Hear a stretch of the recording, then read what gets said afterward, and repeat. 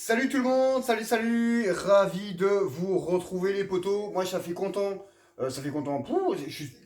de vous retrouver après quelques semaines d'interruption où je n'ai pas fait de live comme ça en direct, voire même quelques mois.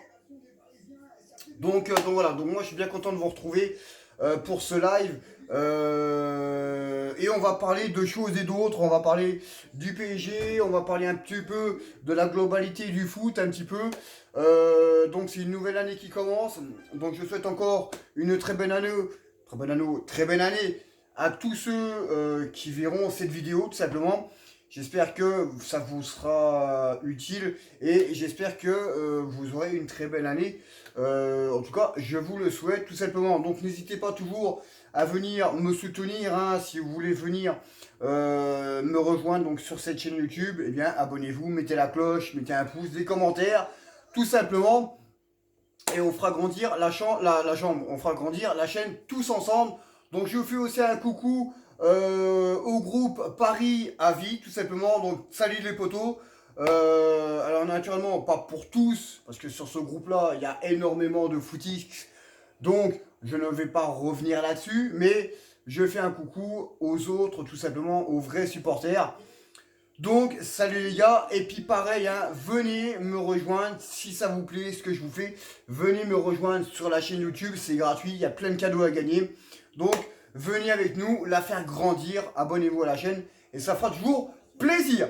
Donc, sur ce, nous les amis, on est ici et on va parler un peu de foot. Donc, j'ai fait mon programme, regardez un peu, j'ai fait mon programme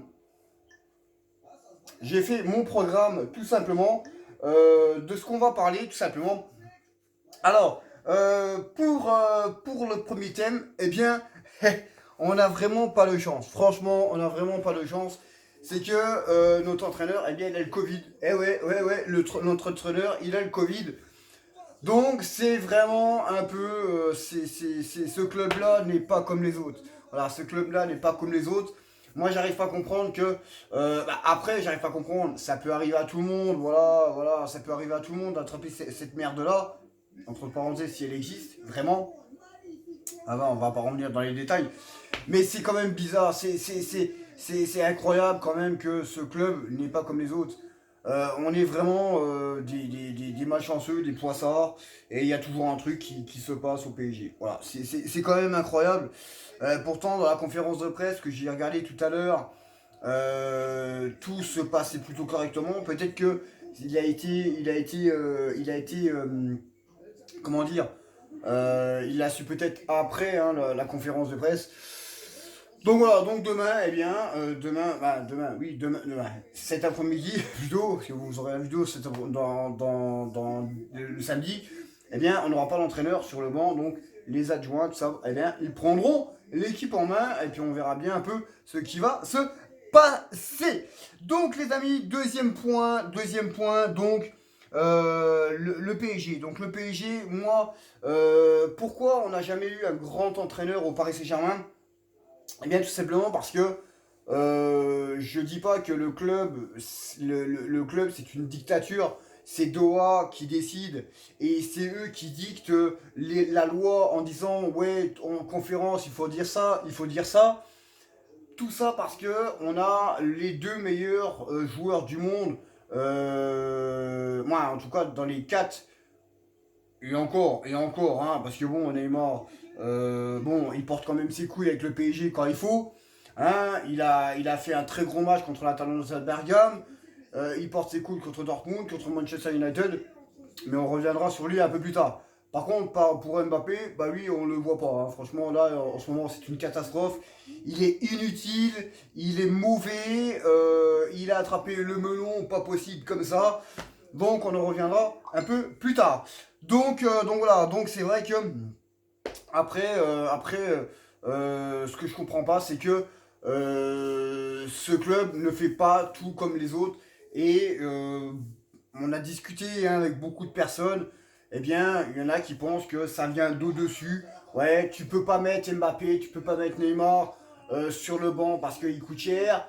Et c'est pour ça qu'on n'a jamais eu un grand entraîneur. Le grand entraîneur qu'on a eu, c'est Carlo Ancelotti, mais on ne lui a pas terminé, on ne lui a pas, pardon, on ne lui a pas On ne lui a pas laissé le temps de travailler. Et à chaque match et chaque contre-performance qu'il faisait, il était sur la sellette. Et tout simplement, il est parti du PSG. Tout simplement. Donc voilà, donc c'est vrai que ce club n'est pas comme les autres. Voilà. Après, faut voir un peu hein, si c'est vraiment Doha qui décide tout ça. Parce que voilà, ça coûte cher les joueurs, il faut les mettre en vitrine, les sponsoring, tous les machins. C'est c'est dommage parce que bon, si t'as un joueur qui ne sait pas jouer et qui joue très très mal en ce moment, comme Kylian Mbappé, eh bien, il faut le prendre les responsabilités et puis le mettre sur le banc, tout simplement. Mais après, voilà, après si c'est Doha qui dicte les lois, tu peux mettre n'importe qui. Hein. Donc c'est peut-être pour ça que les entraîneurs, les grands entraîneurs, hein, Klopp, Mourinho, Simeone, ne viendront sans doute jamais, peut-être jamais, peut-être un jour, mais pour l'instant ils ne viendront pas au PSG, voire même qu'ils étaient dessus, hein, le PSG, parce que Doha a peut-être posé des conditions en disant voilà, nous on a des grandes stars, ils coûtent cher, il faut les faire jouer. C'est pas la structure d'un club, ça, hein, c'est une cour de récréation. Et on se demande, et je me demande vraiment si les Qataris connaissent quelque chose au foot. Hein. Mais bon, après, ça c'est une autre histoire. Donc voilà les amis, on va parler de Mbappé. On va parler de Mbappé tout simplement. Non, on va garder ça pour la fin. On va garder Mbappé pour la fin. On va prendre...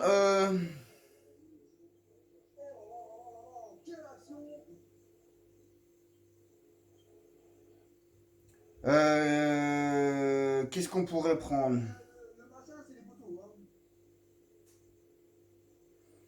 Ben voilà, c'est toujours pareil.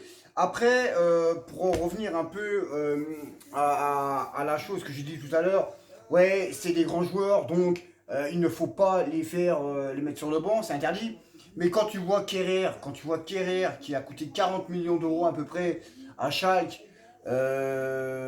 vous pensez sérieusement que ces joueurs, ces présidents, ces Qataris, ces propriétaires ont été le voir jouer à Schalke?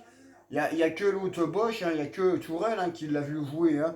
Et l'autre, il sait pas jouer, quoi, le jeune. Hein. C'est une catastrophe. Hein. Il ne sait pas jouer. Ma grand-mère joue beaucoup mieux. Vous jouez beaucoup mieux. Mais c'est incroyable de voir un truc pareil. C'est inimaginable. Ils prennent des joueurs qui coûtent 40 millions d'euros.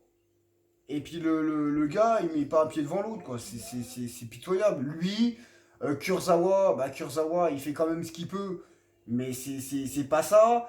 Becker, bah, il fait ce qu'il peut, mais c'est pas ça non plus. Après, pour les matchs comme ça, pour la Liga, ça va. Mais pour la Ligue des Champions, c'est pas possible. On peut pas continuer comme ça. C'est pas possible. C'est inconcevable. Mais après, c'est toujours pareil. Voilà, c'est toujours pareil. Après, il faut voir. Après, il faut voir un peu comment ça se passerait. Mais je trouve que c'est quand même pitoyable de gérer un club qui est l'un des plus puissants du monde comme de la merde, parce qu'il est géré comme de la merde, le club. Hein. Ça, il faut se le dire, tout simplement. Donc voilà. On va passer à un autre thème. Alors, euh, on va parler un peu de Mercato, tout simplement. Et Dele Alli, voilà, Dele Alli, c'est pareil avec ce joueur-là, c'est que Mourinho et les Spurs, le président, ne voulaient pas le vendre et ne veulent pas le faire jouer. Mais apparemment, d'après les infos que j'ai eues, eh bien, il serait tout proche de s'engager avec le PSG. Alors naturellement, ça serait toujours un bon coup à faire pour les Spurs. Pourquoi? Ben déjà parce que le PSG prendra quasiment le salaire en marche. Il sera en prêt pendant 5 à 6 mois. Ensuite, ils vont le récupérer. Il sera peut-être meilleur. Donc, tu peux pas garder un joueur contre son gré, en sachant que Dele Alli, lui, il veut venir au PSG. Donc, tu peux pas garder Dele Alli et le garder en disant tu restes, mais tu ne joueras pas. Vous imaginez un peu le truc là? C'est quand même incroyable quand même. Mais voilà. Après, c'est comme ça. Donc, Dele Alli est tout proche de s'engager avec le Paris Saint-Germain.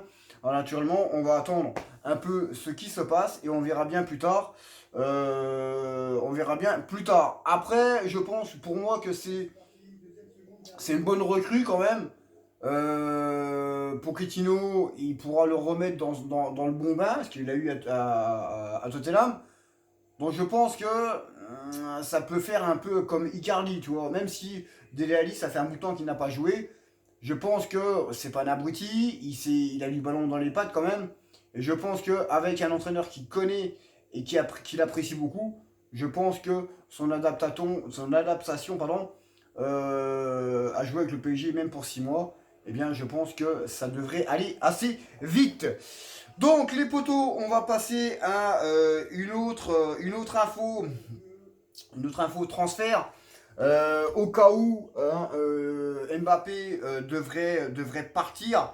Alors, naturellement, Mbappé, je pense qu'il ne partira pas, en tout cas pas cet hiver, je pense pas, à moins qu'il y ait que Liverpool qui mette quelque chose dessus pour qu'il s'en aille. Mais après, je vois pas. Bah après, qu'il aille où il veut, je m'en bats les couilles, hein. De toute façon, il gomme beaucoup de supporters, surtout sur Paris à vie et mes groupes à moi. Eh bien, on commence. Bah, moi, j'ai déjà vu depuis un petit bout de temps qu'il ne sert plus à rien, ce joueur-là. Il ne progresse pas.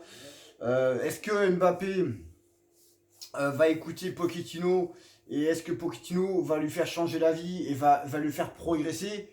J'en doute parce que si le mec, déjà, apparemment, il a refusé 4 prolongations de contrat, mais si le gars, il ne veut pas prolonger et qu'il fout rien sur le terrain, ça veut dire qu'il en a rien à foutre du club. Vous voyez? Donc après, voilà, après, il faudra voir un peu comment ça se passe. Mais ce qui pourrait se passer, c'est que si il venait à partir, hein, grosso modo pour 150 millions d'euros, on le dégagera. La recrue, il y a beaucoup de noms, hein. Il y a Salah, il y a Mané, hein, il y a Agüero, mais la recrue qui vient en premier et Leonardo et Pochettino sont, comment dire, les premiers et vraiment veulent ce joueur en tant qu'attaquant, même si c'est pas vraiment un attaquant, mais ils veulent vraiment ce joueur. Si l'autre truffe là s'en va, c'est Dybala. Voilà, c'est Dybala. On sait que Dybala, pour l'instant, il n'est pas en odeur de sainteté à la Juve, naturellement, parce que bon, il y a CR7 devant qui claque un truc de fou. Mais Dybala, franchement, voilà, si tu vends l'autre abruti 150 millions d'euros et tu récupères Dybala qui va te coûter beaucoup moins cher et surtout beaucoup moins en salaire, ça vaut vraiment le coup. Et quand on voit les performances de Dybala ces derniers mois et la performance qu'il a fait l'année dernière, il n'y a pas photo entre Dybala et Mbappé, hein. Dybala est 10 fois meilleur que Mbappé. Et en plus, Dybala, ce qui est bien, c'est qu'il fait beaucoup de choses, ce que Mbappé ne fait pas, tout simplement, hein. Il fait des replis défensifs, il a une très bonne vision de jeu, et ça fera toujours un Argentin de plus au sein du Paris Saint-Germain. Et vu que Pochettino est argentin, eh bien, ça sera un plus pour notre club. Donc, on va continuer les amis. Donc, on va parler un peu de Icardi. Icardi, on sait très bien que Icardi, quand il est arrivé au PSG, il a claqué des buts.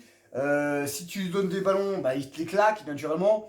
Après, on a eu un problème, bah, il y a eu un problème avec Thuram parce que cette pourriture d'Allemand, eh bien, ne voulait pas le faire jouer. Donc, comment tu peux progresser si tu ne joues pas? C'est pas possible.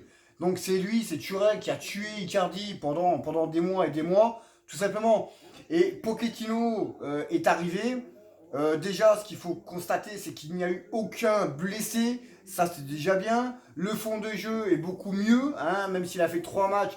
Le fond de jeu est beaucoup plus structuré et quand même un petit peu mieux.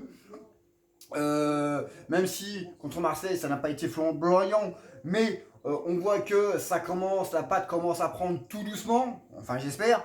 Et Icardi, il est revenu tout simplement. Et en 3 matchs, eh bien, il a claqué 2 buts.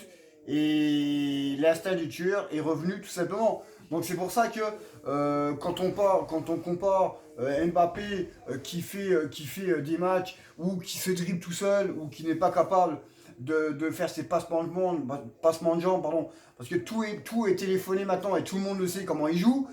Quand tu vois Erling Haaland qui est revenu aussi de blessure, et le week-end dernier qui a mis un doublé face à Leipzig, qui a claqué 2 buts, c'est des joueurs comme ça qu'il faut au PSG. C'est des joueurs comme ça. C'est pas des Mbappé qui fait sa maligne, qui a attrapé le melon et qui ramène sa putain de gueule en disant au trophée UNFP, je veux des responsabilités au PSG ou ailleurs. Mais espèce de petit connard, les responsabilités, tu ne les prends pas. Tout simplement.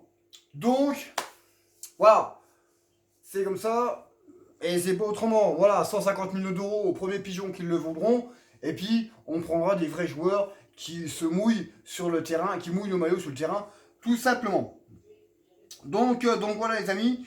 Donc on va continuer un petit peu la liste. Donc Draxler, lui, apparemment, il y a des clubs qui seraient aussi dessus. Mais malheureusement, Draxler ne veut pas partir.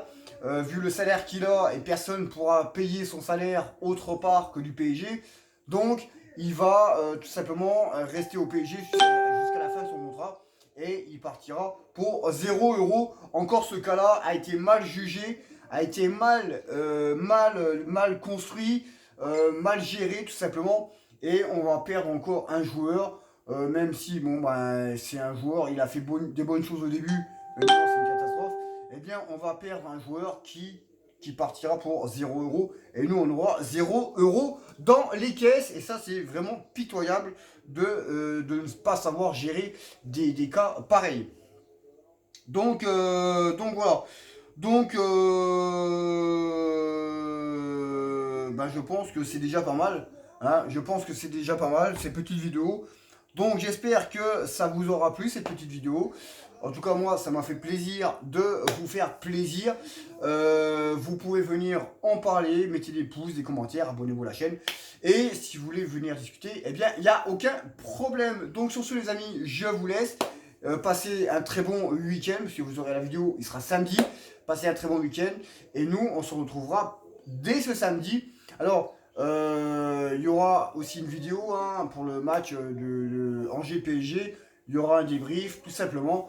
Et ça fera toujours plaisir de retrouver notre club en Ligue 1 pour ce week-end. Donc sur ce, je vous laisse les amis. Passez un bon week-end. Prenez soin de vous.